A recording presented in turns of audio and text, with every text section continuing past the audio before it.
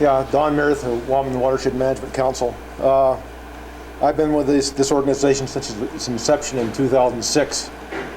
And we finally got around last year to getting something done that we wanted to get done for a long time, and actually a start on our watershed management plan.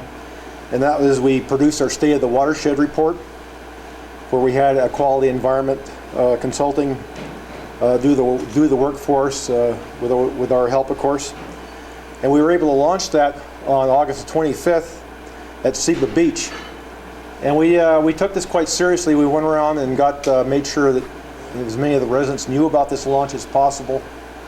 And I think the other thing that was happening at the time that helped us out was that there was you heard last summer blue-green algae blooms happening in a lot of lakes, probably many of them represented here. And I think that got a lot of people coming out. And we had 200 people show up at Seba Beach Hall, which was like, it was packed. You couldn't get any more in there. And so that was good. We were able to get that report out and show people what could be done, because there's obviously lots of concern there. So far, Wabamun does not have a blue-green algae problem. We probably have some blue-green algae, but there's no blooms like you're seeing elsewhere. But we also realize that our nutrients load and so forth indicates that we could be close. So we want to try to keep it that way if possible, because as you know, once you get that tipping point over, it's hard to pull the lake back again.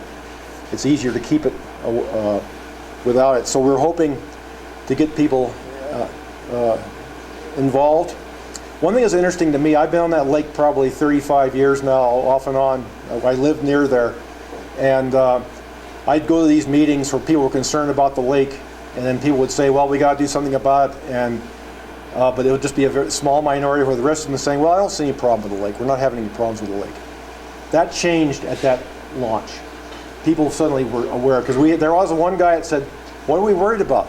Everybody else is having blue-green algae problems. We're not. And he got pretty well shouted down. Everybody said, yeah, it's all our responsibility. We all got to do something, which to me was a fundamental turning point for people around the lake. So people are wanting to get things done. The other thing we heard at that launch was our report, State of the Watershed report, said we should immediately go to a watershed management plan and get to work on that, which has of course been our goal as a watershed management council, is to get that done. But what the people there wanted to say, yeah, planning is fine. We've seen a lot of planning, and you've written about a lot of planning, and it's true. Wabamun is probably the most studied lake in the province, and lots of plans have been brought forward, few of which have been actually acted upon.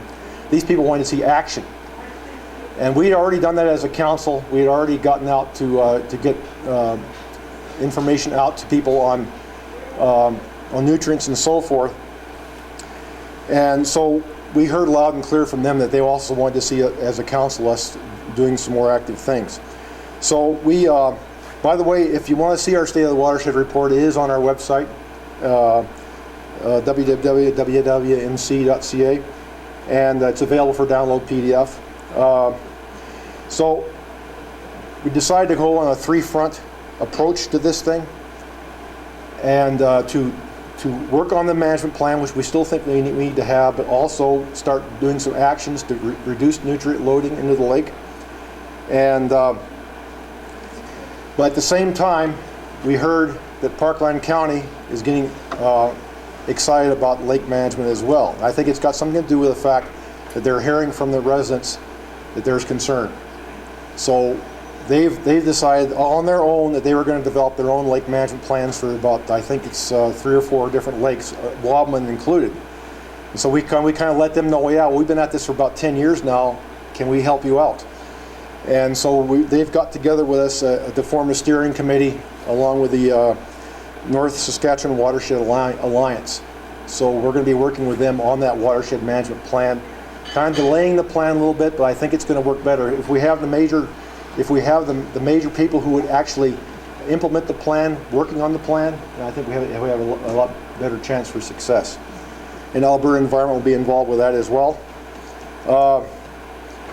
So we're also this summer we're also going to address some immediate concerns around the lake. One thing that the watershed report told us was there was some holes in our data. Even though it's the most studied lake, there's still some hole. One of the key things is we don't really know how much shoreline vegetation there is, natural shoreline vegetation. I mean, we can see it, but no one's actually mapped it. So we're going to go and gather that information, get that put together. We're going to do a biological inventory of not just the fish, but also the small invertebrates, amphibians and so forth around the lake. We're going to get that started.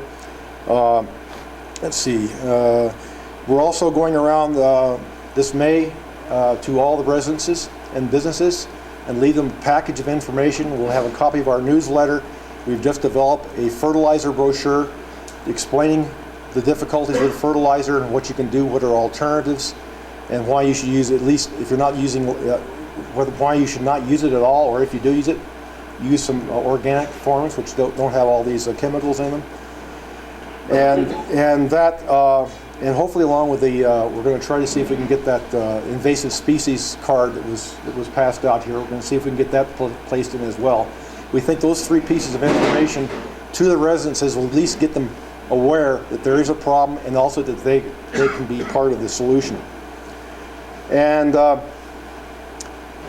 we're also going to continue our collaboration. We've been collaborating with Parkland County as well as the summer villages around the lake on coming up with land use planning around the lake. So this is what we'll be doing this summer. And we've also, we produce now a quarterly newsletter that goes out to all the residences, and anybody that's interested in wanting to be on that newsletter list, all they have to do is drop us a line and we'll put you on the list. We're using now an email program for getting stuff out quickly to all our email lists, and it works very well. We are able to inform people. One of the key things that was brought up here before is lake levels. Always a key issue in Wabamun. The lake's either there's not enough water in the lake, or there's usually too much water in the lake. Right now we've got probably too much water in the lake. Water's overflowing. But we had a beaver problem last year, and the problem was it was on a native reserve, and it took about 2 or 3 months to go through the ramifications of going through the federal government and everything, but we got those people lined up to take care of that problem for us, and they're going to continue this year. So beavers are not going to be a problem for us for the foreseeable future anyway. The water is flowing, but there is still more water coming into the lake than going out. So that's about it.